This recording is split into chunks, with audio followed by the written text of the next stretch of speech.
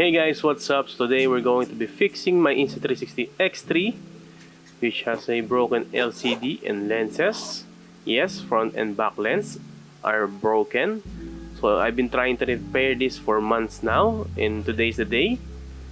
So come with me and let's fix this. And hopefully it still turns on and functional.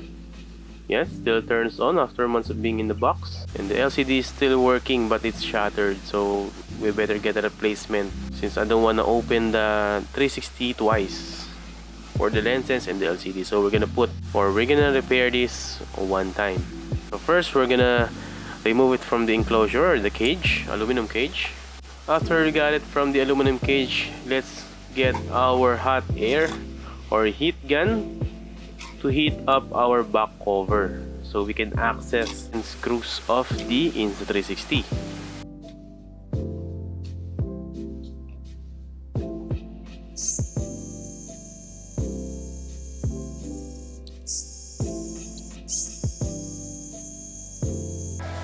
And after heating our back cover, make sure you're gonna have your prying tool right beside you and then pry in to the back cover. And let's try and open this. So I'm gonna use a isopropyl 99 or IPA 99 alcohol to loosen up the glue or the adhesion of the back cover to the metal casing.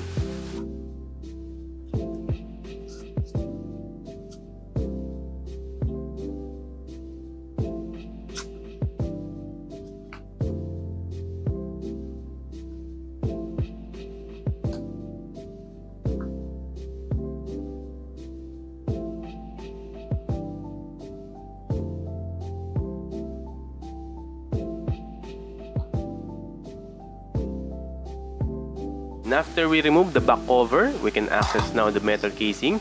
And you can see that there's many screws. So we just go through and remove all of those screws so we can open up the Insta360.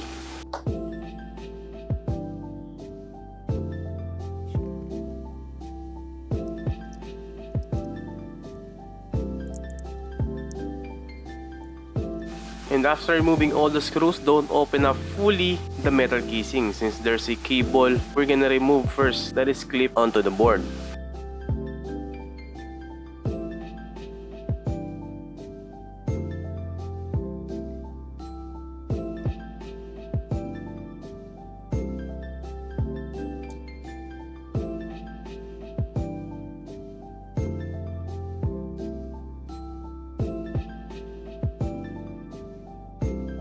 And now we're going to remove the 4 screws that's holding the lens in the metal cover.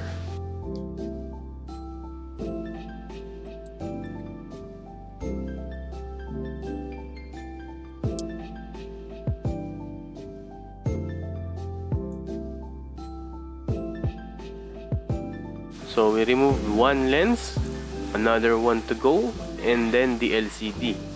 And this is the hardest part of the project for me, the removal of the lens cap or the cover for the lenses. Fortunately, I don't have a mini grinder, so I can make a quick work of this. I only have this pair of pliers. So later I'm gonna get a wire cutter or a electrical cutter so I can make a quick work of this. And after long minutes of figuring out on how to remove this lens cap, so I decided to move on and do the LCD first before the lenses. So let's go. So to remove the LCD, so we're gonna remove the screw or black screw inside the battery compartment. So there's a black screw here, so a small one. So we're gonna remove it first so we can pull out the battery compartment or the battery box because we're gonna remove it later. And now we're gonna remove the front lens so we can make way for disassembling our motherboard and disconnecting our FPC connectors.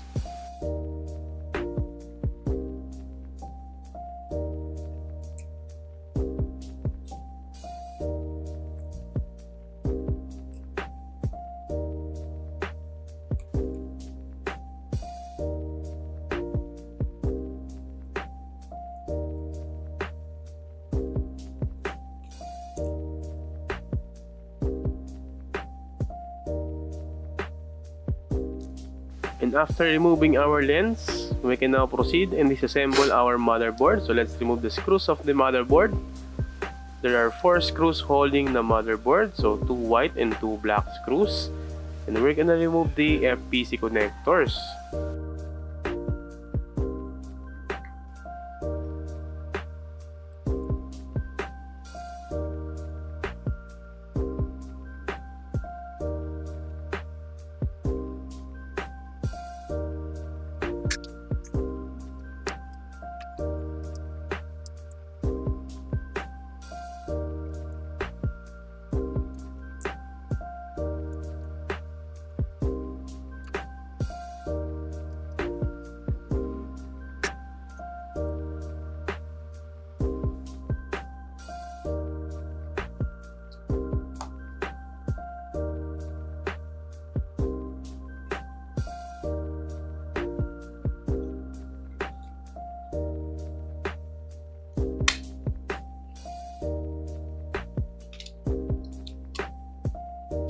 So we just popped off the battery compartment, and now we're gonna try and pry the LCD off of our casing.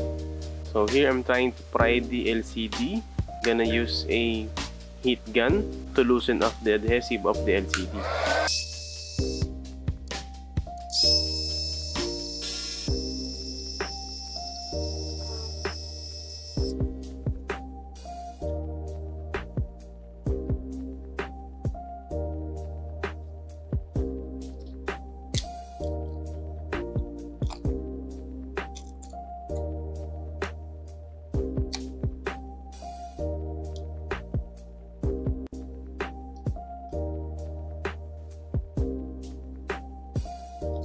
And here we have our new LCD. So I think this is a good replacement part. And also this is from China. So I'm gonna leave the link right down below if you wanna order.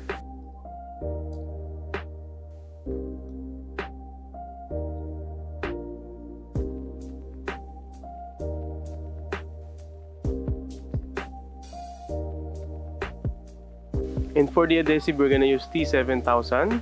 The adhesive I'm using for my cell phone and other repairs. So a little bit of this, and then we're gonna attach our new LCD and leave it to dry.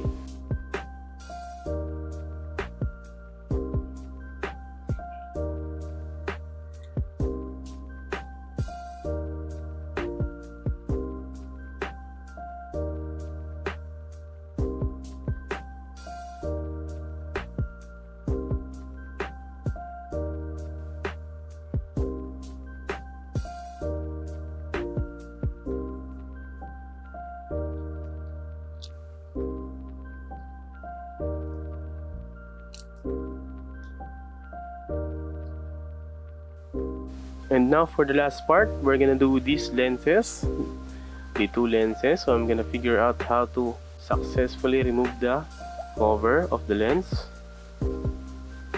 So I think I'm gonna force it open and remove the cover since it's metal. So I'll try and cut it out.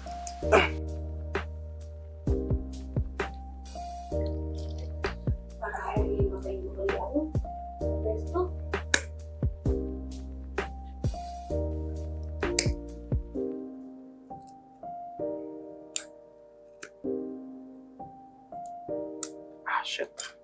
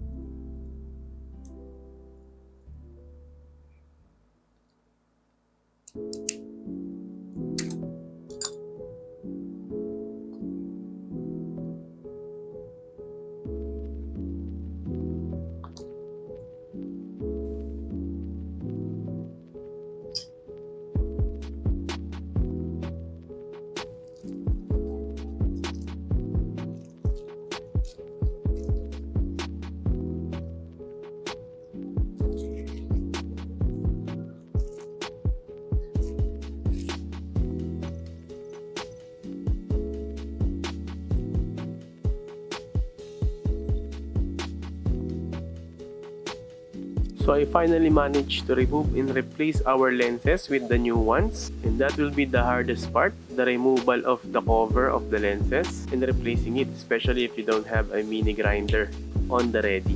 So the LCD part is a bit of easy compared to the lens replacement. So I think this is all goods, and let's tidy up the workstation and let's try and test our newly repaired Insta360 X3.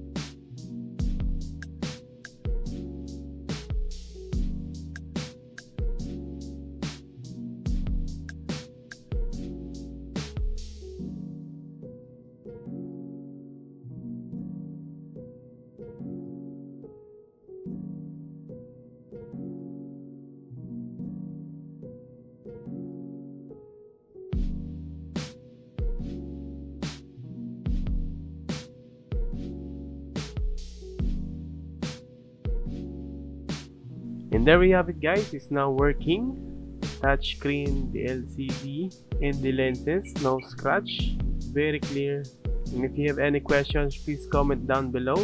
Don't forget to like, share, and subscribe to my channel. And see you guys on the next video.